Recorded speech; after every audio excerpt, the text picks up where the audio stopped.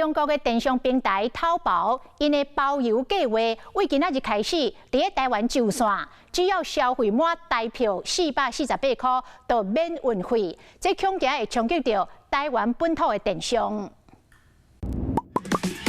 手镜头点点的衫裤配件都拢有啊！中国的电商淘宝全世界的服装包邮计划今日起伫台湾上线，主打消费满99块的人头纸，差不多是448块的新台票，就当免运费。包括服装、生活用品等等有18类。专家分析讲，最大的目的就是要甲中资电商虚运等等拼胜利。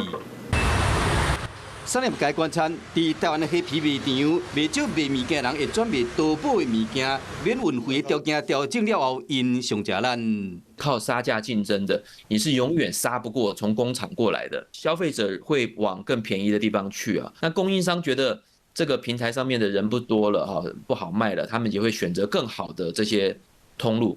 学者嘛提醒台湾本土业者，恐惊会面临市场的困难，讲大家拼俗价唔是办法，应该量早提出应对的办法，创造品牌甲特殊性。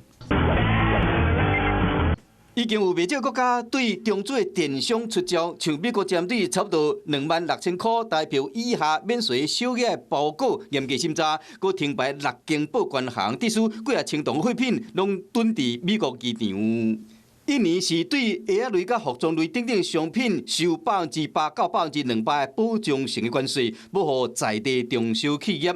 也有伫泰国定价差不多是1300块以下的商品，无通阁免税啊！泰国的总理甚至点名讲，中国产品入来遐济，已经损害到当地制造商的利益。这种低价产品进入一个海外市场，最主要的一种方式就是靠税的方式啊，让它的门槛来增加。包含有的是叫做增值税，有的是进口税。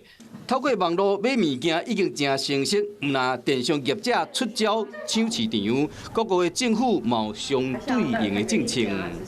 Hello， 我是林仙怡。想要抢先掌握最及时的新闻资讯吗？赶快订阅、按赞、开启小铃铛，锁定华视新闻 YouTube 频道。